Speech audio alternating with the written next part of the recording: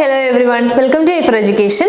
Today we are going to discuss about postmodern literature. നമ്മൾ ഓരോ ages British ages ഉണ്ട്. അതിൽ നമ്മൾ പോസ്റ്റ് മോഡേൺ ലിറ്ററേച്ചർ ആണ് ഡിസ്കസ് ചെയ്യുന്നത്. എന്തൊക്കെയാണ് പോസ്റ്റ് മോഡേൺ ലിറ്ററേച്ചറിന്റെ ഫീച്ചേഴ്സ് എന്ന് പറയുന്നത്, ക്യാരക്ടറിസ്റ്റിക്സ് എന്ന് പറയുന്നത്, പ്രധാനപ്പെട്ട ടെക്നിക്സ് ലിറ്റററി ടെക്നിക്സ് ഏതൊക്കെയാണ്, ലിറ്റററി ഫോംസ് ഏതൊക്കെയാണ്, അതുപോലെ തന്നെ മേജർ റൈറ്റേഴ്സ് ആരൊക്കെയാണ് തുടങ്ങി വളരെ ചെറിയ ചെറിയ കാര്യങ്ങളാണ് today we are going to discuss about. So as you all know, modernism കഴിഞ്ഞു, മോഡേൺ ഏജ് കഴിഞ്ഞിട്ട് വന്നിട്ടുള്ള ഏജ് ആണ് 1960s തൊട്ട്, സെക്കൻഡ് വേൾഡ് വാറിന് ശേഷം 1960s തൊട്ട് സ്റ്റാർട്ട് ചെയ്യുന്ന ഏജ് ആണ് പോസ്റ്റ് മോഡേൺ ലിറ്ററേച്ചർ എന്ന് പറയുന്നത്. Okay, so post modern literature എന്താണ്?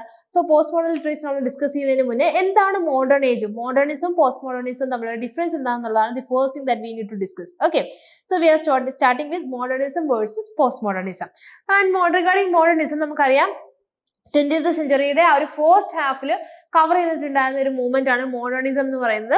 Actually it's an aesthetic movement which dominated arts and culture of the first half of the 20th century. 20th സെഞ്ചുറിയുടെ ആ ഒരു early 20th സെഞ്ചുറിയിലും ending ആണ് ശരിക്കും post modern literature വരുന്നത്. Okay, so modernism ലിറ്ററേച്ചറിൽ മാത്രമല്ല, ഫിലോസോഫിയിലും കൊമേഴ്സിലും ആർട്ടിലും ലിറ്ററേച്ചറിലും ടെക്നോളജിയിലും എക്സ്പെരിമെന്റിലും എല്ലാം തന്നെ വന്നിട്ടുള്ള കംപ്ലീറ്റ്ലി കവർ ചെയ്തിട്ടുണ്ടായിരുന്ന ആ ഒരു ഇൻഫ്ലുവൻസ് ആണ് മോഡേൺ ഏജ് എന്ന് പറയുന്നത്.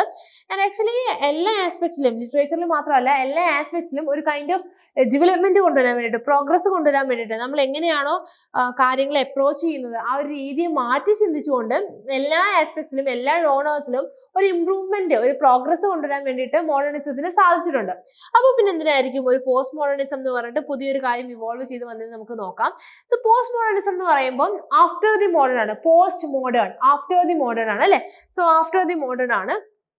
സോ ആക്ച്വലി പോസ്റ്റ് മോഡേൺ വന്നതിന്റെ മറ്റൊരു റീസൺ എന്ന് പറയുന്നത് സെക്കൻഡ് വേൾഡ് വാറിന് ശേഷമാണ്. ഓൾറെഡി ഫസ്റ്റ് വേൾഡ് വാർ കഴിഞ്ഞു, സൊസൈറ്റി ടോട്ടലി ഷാറ്റേർഡ് ആയി, വല്ലാത്ത മോശം കണ്ടീഷനിലാണ്. So at the same time second world war also happen. Second world war കഴിഞ്ഞപ്പോഴത്തേക്ക് society was completely facing disillusionment. കാരണം ഒരു കംപ്ലീറ്റ്ലി പെസിമിസ്റ്റിക് ആയി പോയി സൊസൈറ്റി. ഇനി ഒന്നും ചെയ്തിട്ട് കാര്യമില്ല, ഇവിടെ അങ്ങ് ജീവിച്ച് മരിക്കുക, അത്ര തന്നെ ഉള്ളൂ, അല്ലാതെ ഒരു ഹോപ്പും ഇല്ല എന്നുള്ള രീതിയിൽ കംപ്ലീറ്റ്ലി സൊസൈറ്റി എന്തായി മാറി, ഡിസില്യൂഷൻഡ് ആയി മാറി.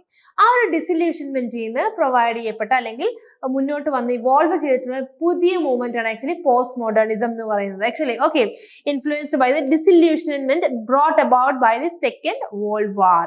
ഓക്കെ, ആക്ച്വലി ഇതും ഈ പറഞ്ഞതുപോലെ മോഡേണിസം ഒരുപാട് ഇൻസ്പയർ ചെയ്ത് അല്ലെങ്കിൽ ഇൻഫ്ലുവൻസ് ചെയ്തിട്ട് വന്നിട്ടുള്ള മൂവ്മെന്റ് ആണ്.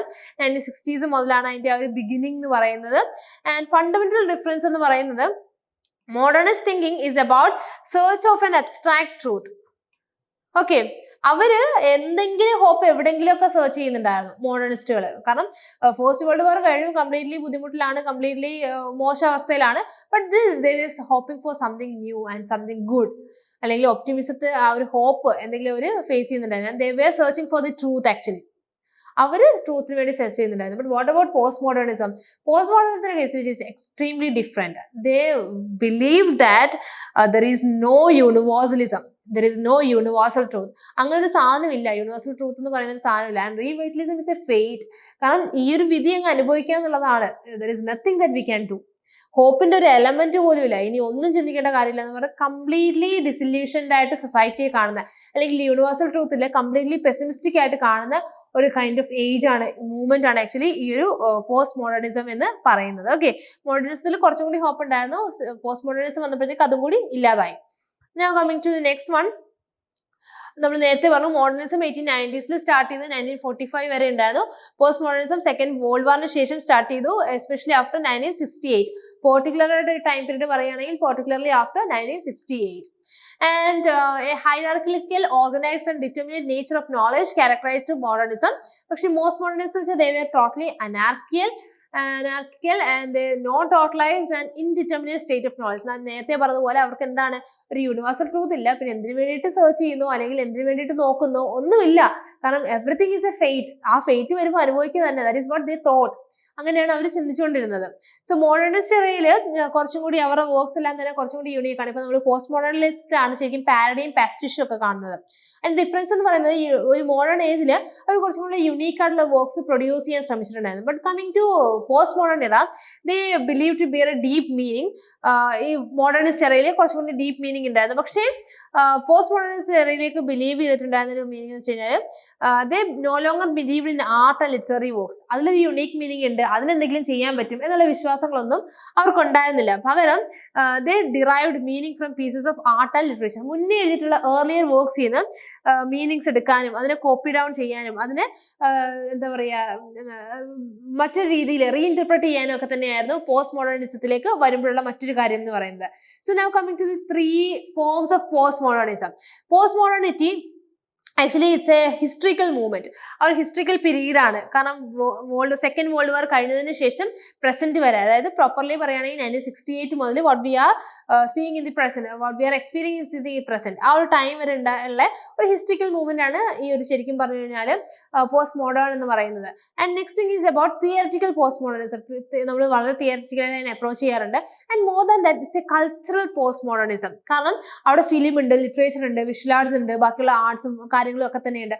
അതാണ് തിയറിറ്റിക്കൽ പോസ്റ്റ് മോഡേണിസം എന്ന് പറയുന്നത്. സോ മോർ ദാൻ ആ ഒരു ഹിസ്റ്ററിക്കൽ ഡെവലപ്മെന്റ്സ് അല്ലെങ്കിൽ ഹിസ്റ്ററിക്കൽ ഇറ കൂടാതെ അതിനൊരു തിയറിറ്റിക്കൽ ഒരു രൂപമുണ്ട്, തിയറിറ്റിക്കൽ ഒരു സ്ട്രക്ചർ ഉണ്ട്. More than that it has A cultural structure. ഇതെല്ലാം എല്ലാവരെയും അല്ലെങ്കിൽ ഓഡിയൻസിന്റെ സൊസൈറ്റിയുടെ മുന്നിലേക്ക് കൊണ്ടുവരുന്ന ഒരു കൾച്ചറൽ പോസ്റ്റ് മോഡേണിസ്റ്റ് ഒരു ഫോം കൂടി നിങ്ങൾക്ക് കാണാൻ പറ്റുന്നതാണ് പോസ്റ്റ് മോഡേണിസത്തിന്റെ ഏറ്റവും വലിയ പ്രത്യേകത എന്ന് പറയുന്നത്. Okay, now coming about the features. എന്തൊക്കെയാണ് പോസ്റ്റ് മോഡേൺ ലിറ്ററേച്ചറിന്റെ ഫീച്ചേഴ്സ് എന്നുള്ളതാണ്. And they rejected the rigid boundaries. അതുവരെ ഉണ്ടായിരുന്ന ആർട്ടിൽ തന്നെ ഒരു ഹൈ ആർട്ടും ലോ ആർട്ടും കാണാൻ പറ്റുമായിരുന്നു. നല്ലത് അല്ലെങ്കിൽ നല്ല ആർട്ട്, ചീത്ത ആർട്ട്, അല്ലെങ്കിൽ ചീത്ത ആർട്ട് എന്നുള്ളതല്ല, പക്ഷെ അതിൽ തന്നെ ഡിസ്റ്റിങ്ഷൻസ് ഉണ്ടായിരുന്നു. എലീറ്റ് ആർട്ടും ലോ ആർട്ടും. അതാണ് പിന്നീട് കൾച്ചറൽ സ്റ്റഡീസ് ഒക്കെ ഇവോൾവ് ചെയ്യാൻ കാരണം എന്ന് പറയുന്നത്. അങ്ങനെ ഹൈ ആർട്ടും ലോ ആർട്ടും ഒന്നും ഇല്ല, പോപ്പുലർ കൾച്ചർ എന്നുള്ളതേ ഉള്ളൂ എന്നുള്ള രീതിയിൽ. കാരണം നമ്മൾ ബിഗിനിങ് ടൈമിലൊക്കെ ബ്രിട്ടീഷുകാരുടെ ആ ഒരു ബിഗിനിങ് ടൈമിലൊക്കെ ഫ്രഞ്ചും ഇറ്റാലിയനും ഒക്കെയാണ് വളരെ ഇമ്പോർട്ടൻ്റ് ആയിട്ട് കൺസിഡർ ചെയ്യുന്നത്, അല്ലെങ്കിൽ എലീറ്റ് പെർസ്പെക്റ്റീവിൽ ഉണ്ടായിരുന്ന ലിറ്ററേച്ചർ എന്ന് പറയുന്നത്. സോ പിന്നീട് വന്നപ്പോഴും ഈ പറഞ്ഞ പോലെ ആ ഒരു ഫോംസ് ഉണ്ടായിരുന്നു. സോ ആ ഒരു ഹൈ ആർട്ടും ലോ ആർട്ടും ഒന്നും ഇല്ല. ഈ ഒരു ഹൈ ആർട്ടിനെയും ലോ ആർട്ടിനെയും മിക്സ് ചെയ്യാം, പോപ്പുലർ ആർട്ട് എന്നുള്ള രീതിയിൽ പ്രൊഡ്യൂസ് ചെയ്യാം എന്നുള്ളതായിരുന്നു the first thinking of post modernist literature. പിന്നെന്ന് പറയുന്നത് they were highly reflexive of the time. Okay, ആ ഒരു ടൈമിലുണ്ടായിരുന്ന എല്ലാ കാര്യങ്ങളെയും സെൽഫ് റിഫ്ലെക്സ് ചെയ്യാൻ വേണ്ടിയിട്ട് അവർക്ക് പറ്റിയിട്ടുണ്ടായിരുന്നു.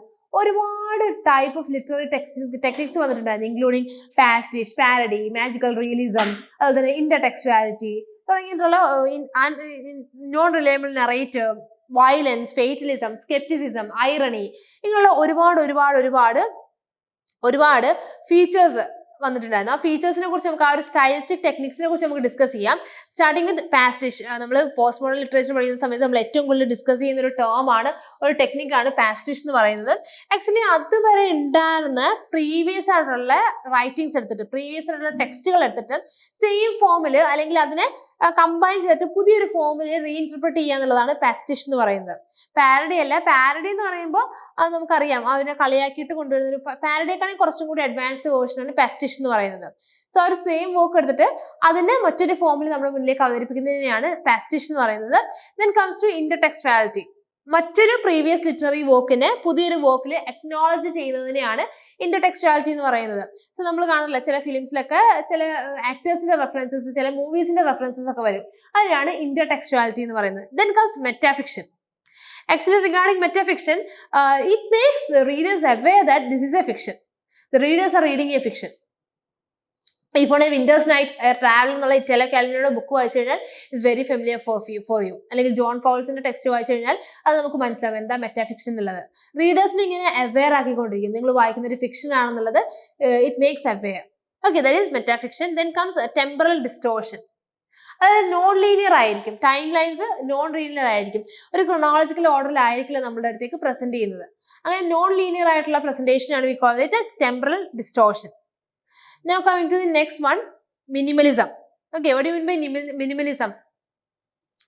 Use of characters and events which are decidedly common and non-exceptional characters. വളരെ കോമൺ ആയിട്ടുള്ള നോൺ എക്സെപ്ഷണൽ ആയിട്ടുള്ള ക്യാരക്ടേഴ്സിനെ അവതരിപ്പിക്കുന്നതിനാണ് മിനിമലിസം എന്ന് പറയുന്നത്. അതിന്റെ ഓപ്പോസിറ്റ് ആയിട്ട് you can see maximalism. Minimalism and maximalism. അവിടെ കുറച്ചും കൂടി ഡിസോർഗനൈസ്ഡ് ആയിരിക്കും, ലെങ്തി ആയിരിക്കും, വളരെ ഡീറ്റെയിൽഡ് ആയിരിക്കും. കോമൺ ആയിട്ടുള്ള കാര്യങ്ങളൊന്നും ആയിരിക്കില്ല, വളരെ ഡീറ്റെയിൽ ആയിട്ട് മാക്സിമൈസ് ചെയ്ത് എഴുതുന്നതാണ് മാക്സിമലിസം എന്ന് പറയുന്നത്. Then comes magical realism. Fantasy ആണ്, റിയാലിറ്റിയിലേക്ക് ഏറ്റവും റിയൽ ആയിട്ട് ഫാന്റസി എലമെന്റ്സിനെ, ഡ്രീം എലമെന്റ്സിനെ പ്രസന്റ് ചെയ്യുന്നതാണ് മാജിക്കൽ റിയലിസം എന്ന് പറയുന്നത്. You can see many writers, Angela Carter ആണെങ്കിലും സൽമാൻ റുഷ്ദി, അതുപോലെ തന്നെ ഗബ്രിയേൽ ഗാർഷ്യ മാർക്കീസ്, ഒരുപാട് writers you can see under the technique of magical realism. Then comes faction. Faction എന്ന് പറയുന്നത് ആക്ച്വൽ ഹിസ്റ്റോറിക്കൽ ഇവന്റ്സിനെ ഫിക്ഷണൽ ഇവന്റ്സുമായിട്ട് മിക്സപ്പ് ചെയ്യുന്നതിനെയാണ് ഫാക്ച്വലിസം അല്ലെങ്കിൽ ഫാക്ഷൻ എന്ന് പറയുന്നത്. It means that fact plus fiction ആണ് ഫാക്ഷൻ എന്ന് പറയുന്നത്. Okay, faction original historical events ആയിരിക്കും, പക്ഷെ അതിനെ ഫിക്ഷനുമായിട്ട് കമ്പൈൻ ചെയ്തിട്ടായിരിക്കും പ്രൊഡ്യൂസ് ചെയ്യുന്നത്. Then comes reader involvement. ആ പേര് പോലെ തന്നെ യു ക്യാൻ സി റീഡറിനോട് ഡയറക്റ്റ് ഇങ്ങനെ ഇൻവോൾവ് അല്ലെങ്കിൽ അഡ്രസ് ചെയ്യായിരിക്കും. ആ ഒരു ഫിക്ഷണൽ ക്യാരക്ടേഴ്സും അതുപോലെ തന്നെ ഒരു ഫിക്ഷനും നേരെ റീഡേഴ്സിനോട് അത് കമ്മ്യൂണിക്കേറ്റ് ചെയ്യും. That is what faction means. So ഇതൊക്കെയാണ് മേജർ ആ ടൈമിൽ യൂസ് ചെയ്തിട്ടുണ്ടായിരുന്ന സ്റ്റൈലിസ്റ്റിക് ടെക്നിക്സ് എന്ന് പറയുന്നത്.